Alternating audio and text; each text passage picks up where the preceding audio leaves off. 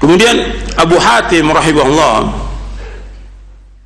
dalam tafsir Ibnu Abi Hatim meriwayatkan dari Hudzaifah radhiyallahu an bahwa ia melihat seorang laki-laki yang mengenakan sebuah benang di tangannya untuk menyembuhkan demam.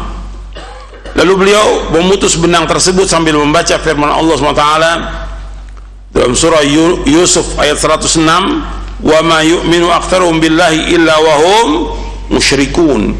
Dan kebanyakan mereka tidak beriman kepada Allah, bahkan mereka mempersekutukannya. Di sini dijelaskan ayat ini, nanti antum bisa lihat dalam tafsir Ibnu Jarir At-Tabari dan juga dalam tafsir Ibnu Katsir.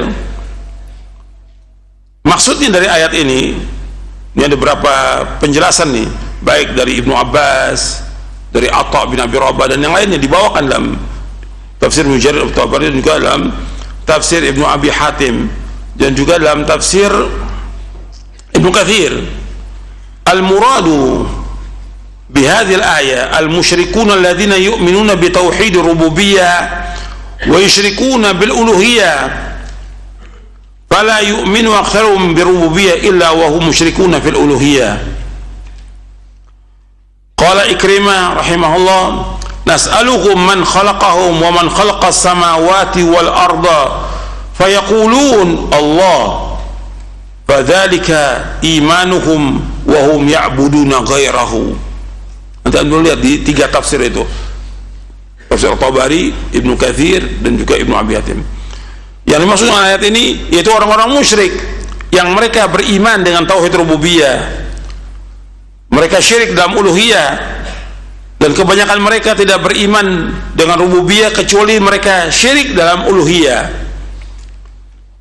Artinya mereka rububiyah, mereka mengakui Allah sebagai Khalik, Razik, Malik, Mudabbir. Mereka mengakui itu Allah yang menciptakan, Allah yang memberikan rezeki, Allah yang memiliki langit dan bumi, Allah yang mengatur alam semesta. Tapi dalam masa ini rububiyah mereka akui, dalam uluhiyah mereka berbuat syirik. Mereka menyembah kepada selain Allah, mereka menyembah batu, pohon, mereka menyembah kubur, menyembah yang lainnya mereka sembah. Ini mereka beriman dengan tauhid apa? Mereka beriman dengan tauhid apa? Rububiyah. Mereka syirik dalam tauhid apa? Uluhiyah. Wa ma yu'minu aktsaruhum billahi illa wa hum musyrikun. Kemudian dikatakan oleh Ikrimah rahimahullah, kalau kita tanya kepada mereka, orang-orang musyrikin ini, siapa yang menciptakan langit dan bumi? Mereka katakan Allah, dan itu Allah sebutkan dalam Al-Quran berapa kali. Dalam Allah sebutkan, wala in sa'alta man khalaqas samawati wal arda la yaquluna Allah.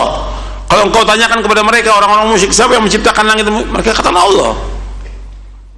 Tapi mereka nggak mau diajak untuk beribadah hanya kepada Allah, nggak mau mereka. Sampai mereka mengatakan, aja'alal aliyata ilaha wahida in hadza la syai'un ujab.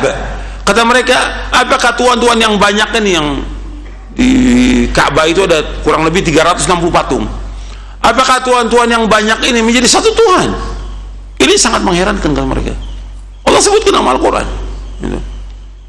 Artinya mereka mengakui Allah sebagai Khalik, Razik, Malik, Mudabbir, Muhyi, Mumit, tapi ketika mereka disuruh untuk beribadah hanya kepada Allah saja, mereka nggak mau. Itu menunjukkan bahwa mereka syirik dalam masalah apa? Uluhiyah. Tapi mereka beriman dalam masalah apa? Rububiyah. Nanti antum lihat tafsirnya tentang ayat ini. Kemudian Rasulullah SAW bersabda, man ta'allaqa tamimatan fala atamallahu lahu wa man ta'allaqa wada'atan fala wada'allahu lahu. Barang siapa yang menggantungkan tamimah, jimat, semoga Allah tidak mengabulkan keinginannya. Dan barang siapa yang menggantungkan wada'ah, semoga Allah tidak akan membuatnya tenang. Wada'ah itu sesuatu dari rumah kerang. Wada'ah itu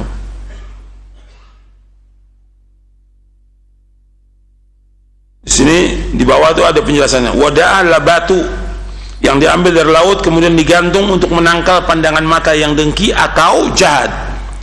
Mereka beranggapan jika seorang menggantungkan batu dari laut tersebut di lehernya, maka ia tidak akan terkena akibat dari pandangan mata yang jahat atau tidak akan dirasuki jin. Itu wada'ah. Jadi penjelasannya di sini ada tuh di bawah. Bisa juga semacam akar atau gelang bahar atau rumah kerang. Jadi barang siapa yang menggantungkan jimat, kata Nabi SAW, Allah tidak akan mengabulkan keinginannya.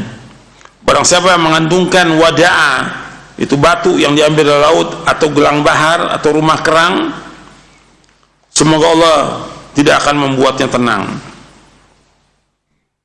Dan ini masih dipakai sama orang-orang jahiliyah dulu, sampai sekarang pun masih dipakai. Itu mereka menggantungkan wadah ini, rumah kerang atau batu dari laut, untuk mencegah atau menangkal ain, atau supaya tidak kemasukan jin. Ini nggak boleh dalam Islam, nggak boleh, karena benda-benda itu tidak bisa untuk mencegah sesuatu. Yang bisa mencegah sesuatu dari bahaya hanya Allah SWT. Nggak ada benda, nggak pernah Nabi lakukan. Bahkan di sini disebutkan oleh Hudzaifah ketika dia lihat laki-laki mengenakan benang di tangannya, diputuskan. Di zaman itu kan zaman sunnah itu menyebar dan sahabat itu kuat, artinya ketika ada yang melanggar langsung diputuskan. Ini termasuk ingkarul mungkar dengan apa di sini? Dengan tangan. Man ra'a minkum munkaran falyughayyirhu bi yadihi, fa illam yastati' fa bi lisan, fa illam yastati' fa bi qalbi, wa dzalika adhaful iman. Jadi tingkatan kita merubah kemungkaran yang pertama dengan tangan. Kalau nggak sanggup dengan lisan, nggak sanggup dengan hati, dan itu sama-sama iman. Hadis sahih Muslim, Ahmad dan yang lainnya. Hudzaifah radhiyallahu melihat orang pakai seperti ini, langsung diputuskan karena dia sudah melanggar, berbuat syirik dia. Tapi ketika Islam ini punya kekuatan, boleh ini kita lakukan kalau terhadap anak kita, kepada istri kita boleh, tapi kepada orang lain tidak. Dilihat kepada maslahat dan mafsadah. Kalau di zaman itu orang takut, zaman itu orang takut, kuat itu sunnah, itu kuat. Sampai di zamannya Imam Ahmad juga masih kuat sunnah, meskipun ada fitnah tentang khalqul Quran, tapi sunnah kuat. Makanya ketika Imam Ahmad melihat ada orang yang main musik, dia ambil bendanya, dipatahkan oleh Imam Ahmad. Dan dia sebagai imam dan punya pengikut ribuan yang hadir pengajiannya, tahu, dan orang takut. Dia punya haibah, punya wibawa, orang takut kepada Imam Ahmad.